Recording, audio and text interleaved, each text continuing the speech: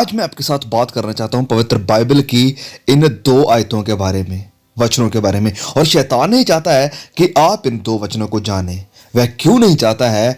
क्योंकि ये दो वचन आपको लीड करेंगे, गाइड करेंगे इस जिंदगी में और आपको तैयार करेंगे अनंत जिंदगी के लिए। शैतान अपने पूरे इस प्रयास में है कि वह कैसे भी करके परमेश्वर को नेगेटिव दिखाए, ताकि लोग अंधकार में रहें, गुमराही में रहें, और जब भी कुछ होता है वह परमेश्वर की तरफ अपनी उंगली उठाएं कि उसने गलत किया। अब इससे पहले कि हम उन दो वचनों को जानें, मैं आपके साथ कुछ बहुत ही जरूरी यहां पर बात करना चाहता हूं। मैं चाहता हूं कि आप थोड़ी देर इमेजिन करिए, सोचिए कि एक बहुत बड़ा सर्कल है और उस सर्कल में एक छोटा सा बिंदु है, एक डॉट है। ये दुनिया, हमारा संसार वो सर्कल है, और उस सर्कल में जो बिंदु है, जो डॉट है, वो आप हैं। अब कल्पना कीजिए कि इस सर्कल के बाहर एक साइड के ऊपर परमेश्वर के पवित्र दूत हैं। वो सब फरिश्ते हैं जो आज तक परमेश्वर ने बनाए हुए हैं। सैकड़ों, हजारों, लाखों वो फरिश्ते जो परमेश्वर की प्रस्तिश में लगे रहते हैं। और इसकी दूसरी साइड, इस सर्कल के दूसरी साइड पर वो सारे शैतान और उसके दूत हैं जो कि एक ही जगह पर इकट्ठे हुए हैं। हम गिनती नहीं कर सकते हैं कि ये दुष्ट आत्माएं कितनी हैं, लेकिन अगर ये सब मिलकर परमेश्वर के आगे विनती करते हैं, प्लीड करते हैं कि परमेश्वर तू इन लोगों से प्यार करना बंद कर दे, तो परमेश्वर कहेगा कि नहीं, मैं ऐसा नहीं करूंगा।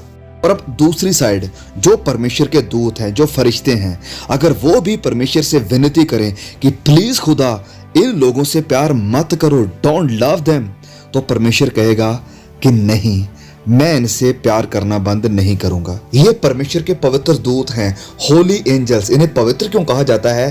क्योंकि इन्होंने कभी पाप नहीं किया और ये परमेश्वर के सामने हैं, और मेरी और आपकी तरफ अपने फिंगर पॉइंट करके कह सकते हैं कि परमेश्वर देखो, ये तो गुनहगार लोग हैं, पापी लोग हैं, इन्हें प्यार मत करो। आपने तो इन लोगों के लिए इतना कुछ किया, इनके लिए इतने दुख उठाए, इंसान का रूप धारण कर लिया और सारे कष्ट को उठाकर क्रूस के ऊपर जान दे दी, लेकिन ये लोग फिर भी आपको अप्रिशिएट नहीं करते हैं।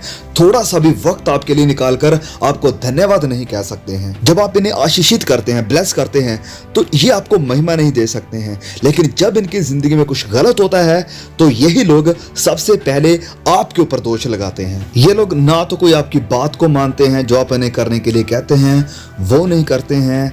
आपकी पवित्रताई की, धार्मिकता की ये धज्जियां उड़ाते हैं, इसका मजाक बनाते हैं, और आपको छोड़ और बहुत सी चीजों को इन्होंने अपनी मूर्ति बना लिया है, अपने खुदा बना लिया है। प्रार्थना में थोड़ी देर बैठकर ये लोग आपके साथ वक्त गुजारना पसंद नहीं करते हैं। तो प्लीज बंद करो इनके साथ प्यार करना। क्यों इतना इनसे प्यार करते हो? तो परमेश्वर पता आपको क्या कहेंगे? नहीं, मैं इनसे प्यार करना बंद नहीं करूंगा। तो वो दो वचन जो शैतान कभी नहीं चाहेगा कि आप जाने, और अगर आप जान भी गए तो कभी नहीं चाहेगा कि इसकी डेप्थ को, इसकी गहराई को समझें, इसका एहसास करें। सबसे पहला वचन है रोमियो चैप्टर 8 वर्स 38 to 39। रोमियो अध्याय 8 वचन 38 से लेकर 39 तक। इस वचन में क्या लिखा है? पौलुस कहते हैं, क्योंकि मैं निश्चय जानता हूं कि ना मृत्यु, ना जीवन, ना स्वर्गदूत, ना प्रधानताएं, ना वर्तमान, ना भविष्य, ना सामर्थ, ना ऊंचाई, ना गहराई और ना कोई और सृष्टि हमें परमेश्वर के प्रेम से जो हमारे प्रभु यीशु में है अलग कर सकेगी। परमेश्वर आपसे प्यार करते हैं, और बाइबल की ये आयत इस बात को जाहिर करती है कि स्वर्गदूत भी इस प्यार से जो परमेश्वर का और आपका है, आपको जुदा नहीं कर सकते हैं। कोई भी चीज, परीक्षाएं, मौत भी इस प्यार को रोक नहीं सकती है जो प्यार परमेश्वर का है हमारे लिए। तो शैतान कभी भी परमेश्वर को कन्विंस नहीं कर सकता है कि वह आपसे प्यार करना छोड़ दे। इसलिए वह लोगों को गुमराह करके रखता है कि वह परमेश्वर के वचन को ना जाने और वचन की ताकत से अनजान रहें।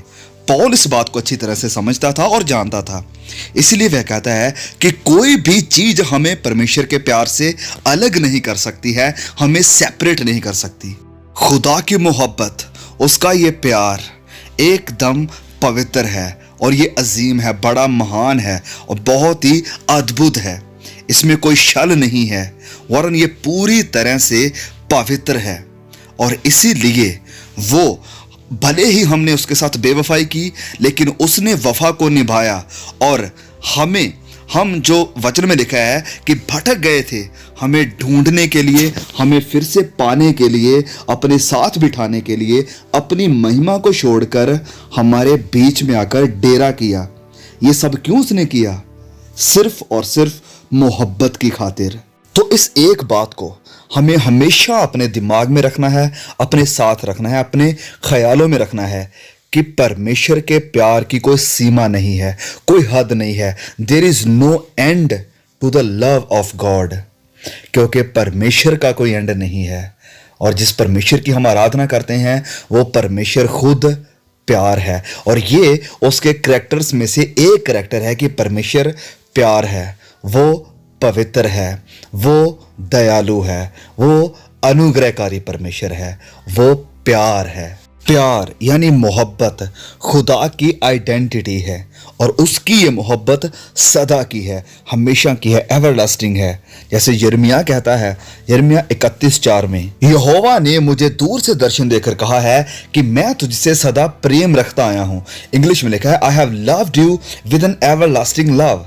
इस कारण मैंने तुझ पर अपनी करुणा बनाए रखी है। परमेश्वर ने मेरे साथ और आपके साथ सदा से प्रेम रखा है।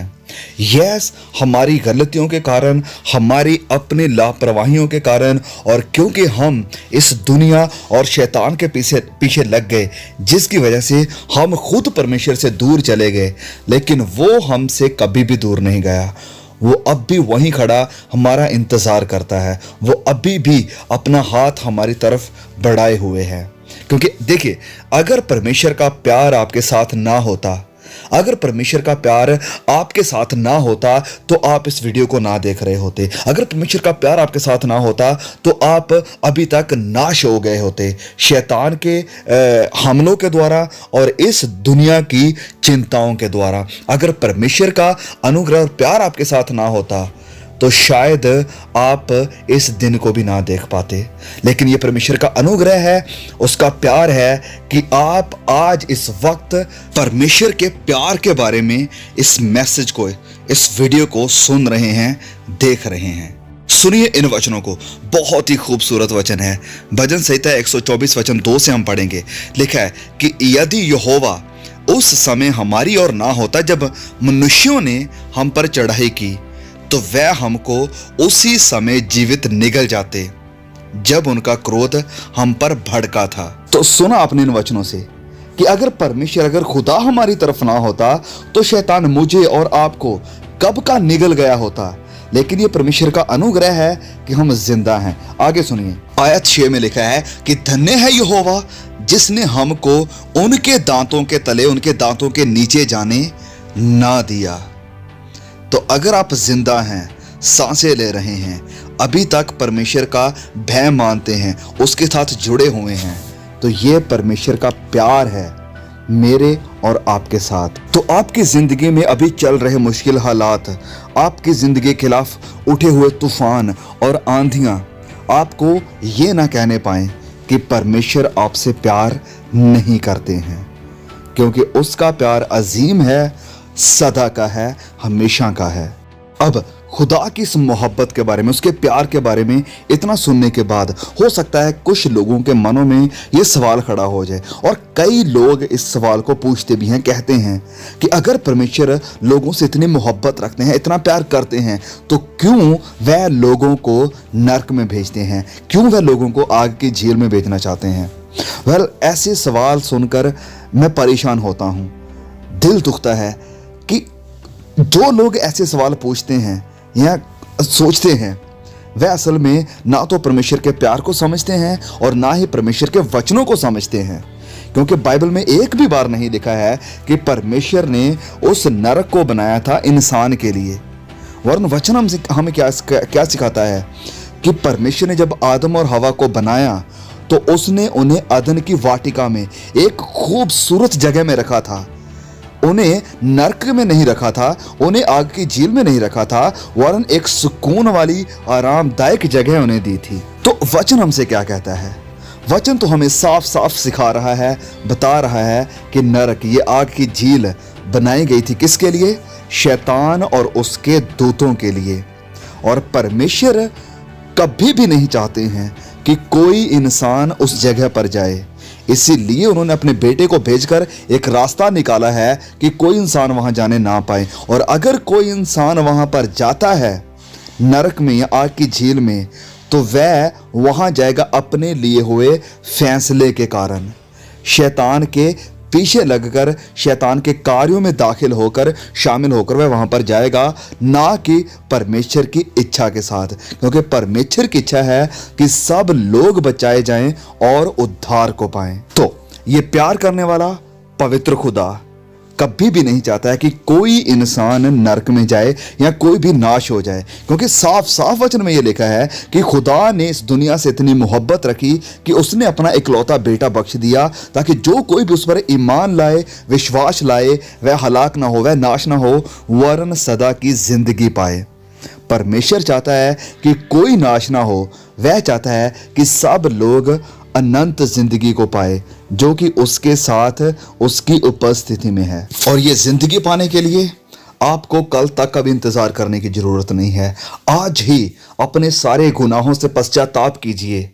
पश्चाताप करना काफी नहीं है, आपको विश्वास भी करना पड़ेगा प्रभु यीशु के ऊपर, जिसने मेरे और आपके गुनाहों को अपने ऊपर लेकर हमारे लिए परमेश्वर तक पहुंचने का रास्ता तैयार किया है। क्योंकि इस पृथ्वी के ऊपर, आकाश के नीचे कोई और दूसरा नाम नहीं है जिसके द्वारा हम नजात को, उद्धार को, साल्वेशन को पा सकते हैं। साल्वेशन प्रभु यीशु मसीह में है। आज ही उसे अपनी जिंदगी में बुलाइए और कहिए कि प्रभु मैं माफी मांगता हूं अपने सारे गुनाहों से जो मैंने किए हैं, और मैं आपको अपना जीवन देता हूं। विश्वास करता हूं कि तू ही मेरा उद्धार करता, मुझे क्षमा करने वाला और मुझे सदा की जिंदगी देने वाला परमेश्वर है। अगर साल्वेशन यानी निजात को छोड़ कोई दूसरा बहुत ही बहुमूल्य, बहुत ही कीमती गिफ्ट परमेश्वर ने हमें दिया है, वो है हमारी योग्यता, एबिलिटी टू चूज, मतलब फैसला करने की योग्यता। हम फैसला कर सकते हैं कि हम कहां जाना चाहते हैं, हम क्या बनना चाहते हैं, या हम क्या करना चाहते हैं। परमेश्वर ने हमें ये फ्री गिफ्ट दिया है चुनाव का, फैसला करने का। और मरने के बाद, मौत के बाद हम कहां जाना और कहां रहना चाहते हैं, ये भी फैसला इस पृथ्वी के ऊपर रहते हुए हमें करना होगा। जैसे कि वचन में लिखा है, ड्यूटोनोमी व्यवस्था विवरण अध्याय 30 और उसके वचन 19 में परमेश्वर कहते हैं कि मैं आज आकाश और पृथ्वी दोनों को तुम्हारे सामने इस बात की साक्षी बनाता हूं कि मैंने जीवन और मरण, आशीष और श्राप को तुम्हारे आगे रखा है। इसलिए तू जीवन ही को अपना ले कि तू और तेरा वंश दोनों जीवित रहें। परमेश्वर ने नहीं कहा कि तू मरण को और श्राप को अपना ले, परमेश्वर ने कहा तू जीवन को अपना ले कि तू और तेरा वंश दोनों जीवित रहें। तो फैसला मुझे और आपको करना है। परमेश्वर ने हमें ये एबिलिटी दी है बहुत ही बढ़िया कि हम फैसला कर सकें। परमेश्वर किसी भी इंसान को या आपको नरक में भेजेंगे नहीं, और ना ही वह भेजना चाहते हैं। ये इंसान खुद है जो परमेश्वर के इस साल्वेशन के गिफ्ट को ठुकराकर, उसकी जिंदगी को ठुकराकर नरक की तरफ जाना चाहता है। परमेश्वर तो कहते हैं कि तू जिंदगी को अपना ले और तू जीवित रहेगा।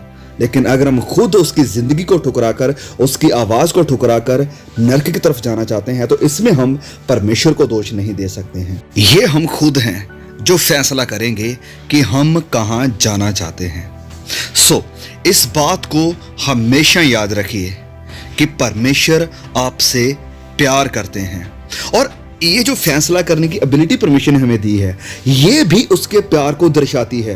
क्योंकि अगर सुनिए इस बात को, अगर प्यार में, अगर मोहब्बत में चुनाव नहीं है, फैसला नहीं है, इच्छा नहीं है किसी इंसान की, तो यह प्यार नहीं होता है। अगर किसी को फोर्सफुली प्यार करने के लिए कहा जाता है, तो ये असल में प्यार नहीं रहेगा। तो अगर किसी इंसान को एबिलिटी दी जाए कि वो खुद चुनाव कर ले कि वो परमेश्वर को चाहता है या नहीं चाहता है, तो ये भी परमेश्वर के प्यार की एक बहुत बड़ी निशानी है, एक एक्सप्रेशन है परमेश्वर के प्यार का। तो जो 2 वचन हमने पढ़े हैं रोमियो की किताब से, कि कोई भी चीज हमें परमेश्वर के प्यार से अलग नहीं कर सकती है। कोई भी चीज परमेश्वर के प्यार को रोक नहीं सकती है। यस, शैतान पूरी कोशिश कर रहा है कि वो आपको कन्विंस करे कि परमेश्वर आपसे प्यार नहीं करते हैं, और वो परमेश्वर से भी, वचन में लिखा है प्रकाशित वाक्य की किताब अध्याय 12 में, कि रात दिन भाइयों के ऊपर दोष लगाता है, यानी मसीहों के ऊपर, कि देखो आपका बच्चा क्या कर रहा है, इसे प्यार करना बंद कर दो। लेकिन वो भी परमेश्वर को रोक नहीं सकता है जब तक आप फैसला करते हैं कि नहीं, मैं परमेश्वर के हाथ को नहीं छोड़ूंगा, मैं परमेश्वर के पीछे चलूंगा, क्योंकि उसकी दया, उसका प्यार सदा का है, हमेशा का है। सो कभी मत बोलिए कि कोई भी चीज परमेश्वर के प्यार को आपसे जुदा नहीं कर सकती है, ना ही करेगी।